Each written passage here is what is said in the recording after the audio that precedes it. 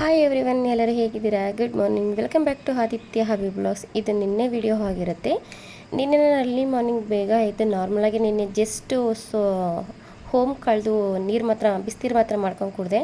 ನನಗೆ ಯಾಕೋ ಸ್ವಲ್ಪ ಗ್ಯಾಸ್ಟ್ರಿಕ್ ಆಗಿದೆ ಅಂತ ಅನಿಸ್ತಿತ್ತು. ಸೊ ಅದರಿಂದ ನಾನು ಈ ಥರ ಮಾಡ್ಕೊಂಡು ಗ್ಯಾಸ್ಟ್ರಿಕ್ ಅಂತ ಅನಿಸ್ದಾಗ ಈ ಥರ ಮಾಡ್ಕೊಂಡು ಕುಡಿಯೋದ್ರಿಂದ ಗ್ಯಾಸ್ಟ್ರಿಕ್ ಅನ್ನೋದು ಏನಿದೆ ಅದು ಬೇಗ ರಿಡ್ಯೂಸ್ ಆಗುತ್ತೆ. ಆ್ಯಂಡ್ ಎದೆ ಉರಿ, ಹೊಟ್ಟೆ ಉರಿ ಇದ್ರೂ ಕೂಡ ಕಮ್ಮಿ ಆಗುತ್ತೆ. ಸೊ ಇದನ್ನು ನಾನು ಎಂಟಿ ಸ್ಟಮಕಲ್ಲಿ ತೊಗೊಂಡಿದ್ದಂಥದ್ದು. ಅರ್ಲಿ ಮಾರ್ನಿಂಗ್ ಎದ್ದಾಗ ಇದು ಇಲ್ಲ ಅಂತಂದರೆ ಜೀರಿಗೆ ಕಷಾಯ, ಇಲ್ಲ ಅಂತಂದರೆ ಒಂದು ವೆಯ್ಟ್ಲೆಸ್ದು ಡ್ರಿಂಕ್ ಏನಿದೆ ಅದನ್ನು ಮಾಡ್ಕೊಂಡು ಕುಡಿಯೋ ಅಂಥದ್ದು ಏನಾದರೂ ಒಂದು ಕುಡಿತಾ ಇರ್ತೀನಿ. ಸೊ ನಾನು ಇದನ್ನೆಲ್ಲ ಮುಗಿಸ್ಕೊಂಡು ಕುಡ್ಕೊಂಡು ಮತ್ತು ನಾನು ಟಿಫನ್ ರೆಡಿ ಮಾಡ್ಕೋಬೇಕಿತ್ತು ಅಂತ ಹೇಳಿ ನಾನು ಟಿಫನ್ಗೆ ರೆಡಿ ಮಾಡ್ಕೊಂಡಿದ್ದಂಥದ್ದು. ನಾನು ಟಿಫನ್ಗೆ ಮಾಡ್ಕೊಂಡಿದ್ದಂಥದ್ದು ಗೀ ರೈಸು ಮತ್ತು ಎಗ್ ಚಿಲ್ಲಿ ಕರಿನ ಮಾಡ್ಕೊಂಡಿದ್ದಂಥದ್ದು. ತುಂಬ ಟೇಸ್ಟಿಯಾಗೂ ಬಂತು ಮತ್ತು ತುಂಬ ಈಸಿಯಾಗೂ ಕೂಡ ಆಯಿತು. ಈ ಥರ ಯಾರು ಬೇಕಾದರೂ ಮಾಡ್ಕೊಂಡ್ರು ತುಂಬ ಅಂದರೆ ಅದು ಅಲ್ಲದೆ ಇವಾಗ ಬೆಳಿಗ್ಗೆ ಆಯಿತು ಅಂದರೆ ಸ್ವಲ್ಪ ಚಳಿ ಥರ ಇರುತ್ತೆ. ಆ ಟೈಮಲ್ಲಿ ಇದನ್ನು ಈ ಥರ ಮಾಡ್ಕೊಂಡು ತಿಂದರೆ ಟೇಸ್ಟಿಯಾಗುತ್ತೆ, ರುಚಿಯಾಗಿರುತ್ತೆ, ಮಕ್ಕಳು ಇಷ್ಟಪಟ್ಟು ತಿಂತಾರೆ. ಮೊದಲನೇದಾಗಿ ನಾನು ಗೀ ರೈಸ್ನ ಮಾಡ್ಕೊತಾ ಇದ್ದೀನಿ. ಗೀ ರೈಸ್ನ ಮಾಡ್ಕೊಳ್ಳೋದಕ್ಕಿಂತ ಒಂದು ಕುಕ್ಕರ್ನ ಸ್ಟವ್ ಮೇಲೆ ಇಟ್ಕೊಂಡು ಅದಕ್ಕೆ ಗೋಡಂಬಿನ ಹಾಕಿ ಹುರಿದು ಎತ್ತಿಕೊತಾ ಇದ್ದೀನಿ. ಗೋಡಂಬಿ ಫುಲ್ಲು ರೋಸ್ಟ್ ಆಗಬೇಕು, ಆ ರೀತಿ ಮಾಡಿ ಎತ್ತಿಕೊತಾರೋ ಅಂಥದ್ದು. ಅದಕ್ಕೆ ತುಪ್ಪ ಮತ್ತು ಎಣ್ಣೆ ಎರಡೂ ಹಾಕಿದ್ದೀನಿ. ಮತ್ತು ಕೊನೆಗೆ ಈರುಳ್ಳಿನೂ ಕೂಡ ಅಷ್ಟೇ, ಈರುಳ್ಳಿನೂ ಅದೇ ರೀತಿ ಗೋಲ್ಡನ್ ಶೇಡ್ ಬರೋತ್ತಾಗ ಹುರಿದು ಎತ್ತಿಕೊತಾ ಇದ್ದೀನಿ. ಅದೇ ಪಾತ್ರೆಗೆ ಇನ್ನೊಂದು ಸ್ವಲ್ಪ ಎಣ್ಣೆ ಹಾಕಿ ಡ್ರೈ ಇಂಗ್ರೀಡಿಯೆಂಟ್ಸ್ ಎಲ್ಲ ಏನಿದೆಯೋ ಪಲಾವ್ ಮಸಾಲೆ ಎಲ್ಲನೂ ಅದಕ್ಕೆ ಹಾಕೋತಾ ಇದ್ದೀನಿ. ಚಕ್ಕೆ, ಲವಂಗ, ಮರಾಠಿ ಮೊಗ್ಗು, ಪಲಾವ್ ಎಲೆ, ಕಸ್ತೂರಿ ಮೇಥಿ, ಏಲಕ್ಕಿಕಾಯಿ ಇದೆಲ್ಲ ಏನಿದೆ ಅದನ್ನೆಲ್ಲ ಹಾಕಿ ಚೆನ್ನಾಗಿ ಹುರ್ಕೊಳ್ಳೋ ಅಂಥದ್ದು. ಹುರ್ಕೊಂಡು ಅದಕ್ಕೆ ಮತ್ತೆ ಸ್ವಲ್ಪ ಈರುಳ್ಳಿನ ಹಾಕೊಬೇಕಾಗುತ್ತೆ. ಇನ್ನೊಂದು ಸ್ವಲ್ಪ ಈರುಳ್ಳಿ ನಾನು ಕರಿಗೆ ಅಂತ ಇಟ್ಕೊಂಡಿದ್ದೀನಿ, ಎಲ್ಲ ರೆಡಿ ಮಾಡಿ ಇಟ್ಕೊಂಡಿದ್ದಂಥದ್ದು. ಈರುಳ್ಳಿ ಚೆನ್ನಾಗಿ ಫ್ರೈ ಆದಮೇಲೆ ಮೇನ್ ಇದಕ್ಕೆ ಬಟಾಣಿ ಬೇಕೇ ಬೇಕು. ಇದಕ್ಕೆ ನೀವು ಪನ್ನೀರ್ನೂ ಆ್ಯಡ್ ಮಾಡ್ಕೋಬೋದು, ತುಂಬಾ ಚೆನ್ನಾಗಿರುತ್ತೆ. ಅದು ನಿಮ್ಮ ಕಂಫರ್ಟಬಲಲ್ಲಿ ನೀವು ಯೂಸ್ ಮಾಡ್ಕೊಳ್ಳಿ. ಆ್ಯಂಡ್ ಅದು ಸ್ವಲ್ಪ ಶುಂಠಿ ಬೆಳ್ಳುಳ್ಳಿ ಪೇಸ್ಟ್ನ ಹಾಕೊತಾ ಇರೋದು. ಶುಂಠಿ ಬೆಳ್ಳುಳ್ಳಿ ಪೇಸ್ಟ್ ಹಸಿ ವಾಸನೆ ಏನಿದೆ ಅದೆಲ್ಲ ಹೋಗೋ ತನಕ ಚೆನ್ನಾಗಿ ಹುರ್ಕೊಬೇಕಾಗತ್ತೆ. ಇದಕ್ಕೆ ನಾನು ಯಾವುದೇ ರೀತಿ ಹಸಿಮೆಣ್ಸಿನ್ಕಾಯಿನ ಯೂಸ್ ಮಾಡಿಲ್ಲ, ಯಾಕೆಂದರೆ ನಾನು ಕರಿನೇ ಸ್ವಲ್ಪ ಸ್ಟ್ರಾಂಗಾಗಿ ಮಾಡಿರೋದ್ರಿಂದ ಇದನ್ನು ಯೂಸ್ ಮಾಡಿಲ್ಲ.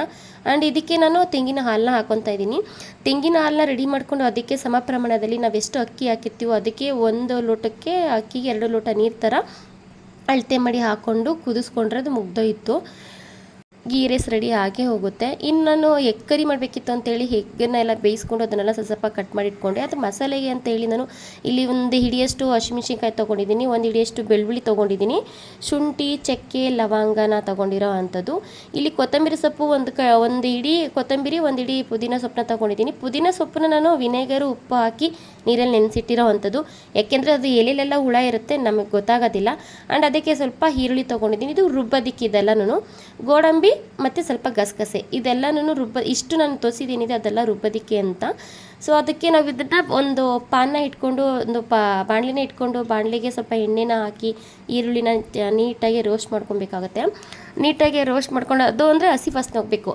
ಸೊ ಅದರಿಂದ ರೋಸ್ಟ್ ಮಾಡ್ಕೊಬೇಕಾಗುತ್ತೆ. ರೋಸ್ಟ್ ಮಾಡಿಕೊಂಡು ಅದಕ್ಕೆ ನಾನು ಏನೇನು ಹೇಳಿದ್ದೆ, ಈರುಳ್ಳಿ, ಚಕ್ಕೆ, ಶುಂಠಿ, ಬೆಳ್ಳುಳ್ಳಿ, ಚಕ್ಕೆ, ಲವಂಗ, ಹಸಿಮೆಣ್ಸಿನ್ಕಾಯಿ ಏನಿದೆ ಅದನ್ನೆಲ್ಲ ನಾವು ಹಾಕಿ ಚೆನ್ನಾಗಿ ರೋಸ್ಟ್ ಮಾಡ್ಕೊತಾರ ಅಂಥದ್ದು. ಮತ್ತು ಇದಕ್ಕೆ ಕೊತ್ತಂಬರಿ ಸೊಪ್ಪು, ಪುದೀನ ಸೊಪ್ಪು ಎಲ್ಲನೂ ಫುಲ್ಲು ನಮಗೆ ಸ್ವಲ್ಪ ಹಸಿ ವಾಸನೆ ಹೋಗಬೇಕು. ಈ ರೀತಿ ಫ್ರೈ ಮಾಡಿ ಮಾಡೋದ್ರಿಂದ ಯಾವುದೇ ಒಂದು ಅಡುಗೆ ಆಗಿರ್ಬೋದು ತುಂಬ ಚೆನ್ನಾಗಿ ಬರುತ್ತೆ.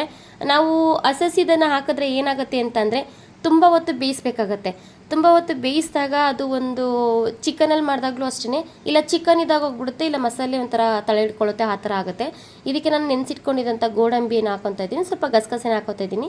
ಸ್ಟವ್ನ ಆಫ್ ಮಾಡಿ ಹಾಕೊತಾರ ಅಂಥದ್ದು.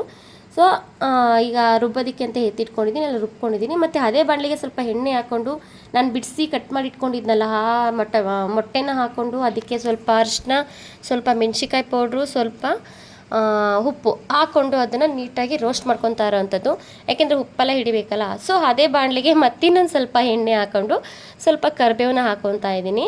ಇದರಲ್ಲಿ ನೀವು ಖಾರ ಎಷ್ಟು ಬೇಕೋ ಅಷ್ಟು ಮಾಡ್ಕೊಳ್ಳಿ, ಯಾಕೆ ಅಂತಂದರೆ ನಾವು ಗೀ ರೈಸ್ಗೆ ನಾವು ಖಾರ ಹಾಕಿರೋದಿಲ್ಲ, ಹಸಿಮೆಣ್ಸಿನ್ಕಾಯಿ ಹಾಕಿರೋದಿಲ್ಲ. ಸೊ ನೀವು ಹಾಕ್ಕೊಳ್ಳಿ. ಆಮೇಲೆ ಲಾಸ್ಟಿಗೆ ಅದಕ್ಕೆ ಈರುಳ್ಳಿನ ಹಾಕ್ಕೊಬೇಕು. ಈರುಳ್ಳಿನೂ ಸ್ವಲ್ಪ ಹಸಿ ವಾಸನೆ ಹೋಗೋ ತನಕ ಫ್ರೈ ಮಾಡ್ಕೊತಾ ಇರಬೇಕು.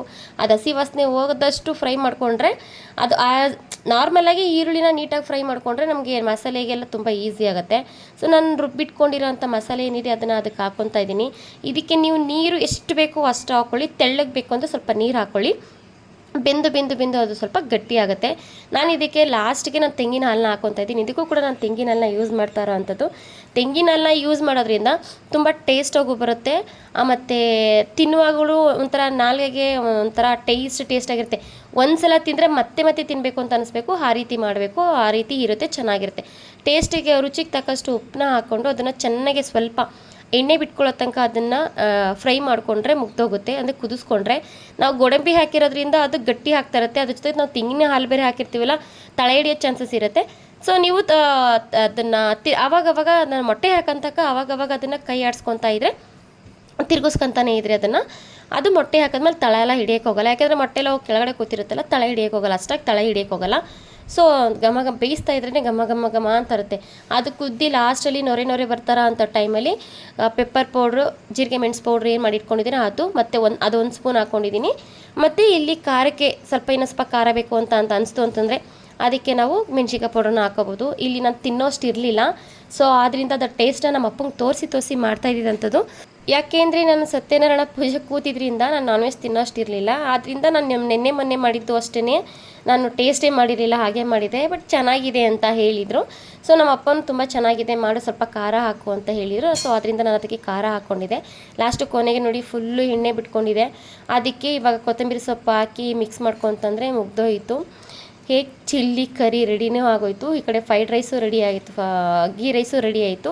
ಕುಕ್ಕರಲ್ಲಿ ಇಟ್ಕೊಂಡಿದ್ದಂಥ ಗೀ ರೈಸ್ ಹೇಗಿದೆ ಅಂತ ನೋಡಿ, ಇಷ್ಟು ಚೆನ್ನಾಗಿ ಬಂದಿದೆ ಅಂತಂದರೆ ಇವಾಗ ಅದನ್ನು ನಾವು ಒಂದು ಅಗಲವಾಗಿರೋ ಪಾತ್ರೆಗೆ ಅದನ್ನು ಹಾಕ್ಕೊಂಡು ಅದು ಸ್ವಲ್ಪ ತಣ್ಣಗಾಗೋ ತನಕ ಬಿಟ್ಟು, ನಾವು ಆವಾಗಲೇ ಗೋಡಂಬಿ ಮತ್ತು ಈರುಳ್ಳಿನ ರೋಸ್ಟ್ ಮಾಡ್ಕೊಂಡಿರ್ತೀವಲ್ಲ, ಆ ರೋಸ್ಟ್ ಮಾಡ್ಕೊಂಡಿರೋಂಥ ಗೋಡಂಬಿ ಈರುಳ್ಳಿನ ಅದಕ್ಕೆ ಹಾಕಿ ಮಿಕ್ಸ್ ಮಾಡ್ಕೊತಂದರೆ ಆಗೋಗುತ್ತೆ. ಸ್ವಲ್ಪ ಕೊತ್ತಂಬರಿ ಸೊಪ್ಪನ್ನ ಹಾಕ್ಕೊಂಡು ಮಿಕ್ಸ್ ಮಾಡ್ಕೊಳ್ಳಿ. ತುಂಬ ಅಂದರೆ ತುಂಬ ರುಚಿಯಾಗಿರುತ್ತೆ, ತುಂಬ ಟೇಸ್ಟಿಯಾಗಿರುತ್ತೆ. ಹೆಂಗೆ ಅಂತಂದರೆ ಅಷ್ಟು ಚೆನ್ನಾಗಿರುತ್ತೆ. ನಾವು ಏನೇ ಅಡುಗೆ ಮಾಡಿದ್ರು ಮಕ್ಕಳಾಗಿರ್ಬೋದು, ಮನೆಯವರಾಗಿರ್ಬೋದು ಖುಷಿಪಟ್ಟು ಇಷ್ಟಪಟ್ಟು ತಿನ್ನಬೇಕು. ಕೊನೆಗೆ ನನ್ನ ಮಗನಿಗೆ ನಾನು ಟಿಫನ್ ಕಟ್ಕೊಂಡ್ಮೇಲೆ ಹೇಳ್ದೆ, ಅಮ್ಮ ಮೊಟ್ಟೆ ಹಾಕಬೇಡಿ ಮಾಮ, ಹಾಕೊಂಬರ್ಬೇಡ ಅಂತ ಹೇಳಿದಾರೆ ಅಂತ ಹೇಳ್ದ. ಓಕೆ ಅಂತೇಳಿ ನಾನು ಮೊಟ್ಟೆನ ತೆಗೆದ್ಬಿಟ್ಟೆ. ನಾನು ಅವನಿಗೆ ಟಿಫನ್ ಕಟ್ಟಿ ನಾನು ರೆಡಿಯಾಗಿ ನಾನು ಆಫೀಸ್ಗೆ ಹೋಗ್ಬೇಕಾದ್ರೆ ನಾನು ಕೆಲಸಕ್ಕೆ ಹೋಗೋದಕ್ಕೆ ಅಂತ ರೆಡಿ ಆದೆ. ನಾನು ಕೆಲಸದ ಮೇಲೆ ನಾಗಮಂಗಲ ಹೋಗಿದ್ವಿ. ನಾಗಮಂಗಲದಿಂದ ಹಿಂಗೆ ಇದು ಆದಿಚುಂಚನಗಿರಿ ಹತ್ತಿರ ಇದೆಯಲ್ಲ, ಸೊ ಆದ್ದರಿಂದ ಆದಿಚುಂಚನಗಿರಿಗೆ ಹೋಗೋಣ ಅಂತ ಹೋಗಿದ್ದಂಥದ್ದು. ನಾವು ಲಾಸ್ಟ್ ಟೈಮ್ ಹೋದಾಗ ತುಂಬ ಅಂದರೆ ತುಂಬ ರಶ್ ಇತ್ತು. ನಾನು ಹುಟ್ಟಾಗಿಂದ ಇದು ಸೇರಿಸಿ 2ನೇ ಸಲ ಹೋಗಿರೋದು. ನಮ್ಮ ಅಣ್ಣನೂ ಕೂಡ ಇದೇ ಕ್ಷೇತ್ರದಲ್ಲಿ ಎಜುಕೇಷನ್ ಮಾಡಿರೋ ಅಂಥದ್ದು. ಇವತ್ತಿನ ದಿನ ಅವ್ರು ಒಳ್ಳೆ ಕೆಲಸದಲ್ಲಿದ್ದಾರೆ. ದೇವ್ರು ಒಳ್ಳೇದು ಮಾಡಲಿ, ಚೆನ್ನಾಗಿರಲಿ, ಅದನ್ನೇ ನಾನು ಖುಷಿ ಪಡೋ ಅಂಥದ್ದು. ಆ್ಯಂಡ್ ನಾವು ಈಚೆ ಬಂದಾಗ ದರ್ಶನ ಎಲ್ಲ ಮುಗಿಸ್ಕೊಂಡು ಬಂದಾಗ ಮಳೆ ಬಂದ್ಬಿಡ್ತು. ಯಾಕೆಂದರೆ ರಶ್ ಅಂದರೆ ರಶ್ ಏನು ಇರಲಿಲ್ಲ, ಅಷ್ಟೇನು ರಶ್ ಇರಲಿಲ್ಲ. ಆರಾಮ್ಸೆ ಹೋಗಿ ಆರಾಮ್ಸೆ ದರ್ಶನ ಮುಗಿಸ್ಕೊಂಡು ಬಂದ್ವಿ. ಈಚೆ ಬರ್ತಾ ಇದ್ದಂಗೆ ಮಳೆ ಬಂತು. ಆ ಮಳೆನೆಲ್ಲ ನೋಡಿಕೊಂಡು ಮಳೆನೆಲ್ಲ ಮುಗಿಸ್ಕೊಂಡು ನಾನು ಮತ್ತೆ ಬ್ಯಾಂಗ್ಳೂರಿಗೆ ರಿಟರ್ನ್ ಆದ್ವಿ. ನಿನ್ನೆ ವಿಡಿಯೋ ಇದಾಗಿತ್ತು. ಈ ವಿಡಿಯೋ ನಿಮ್ಗೆ ಏನಾದ್ರು ಸ್ವಲ್ಪನಾದ್ರು ಇಷ್ಟ ಆಯಿತು ಅಂದರೆ ಲೈಕ್ ಮಾಡಿ, ಶೇರ್ ಮಾಡಿ, ಕಮೆಂಟ್ ಮಾಡಿ. Thank you all.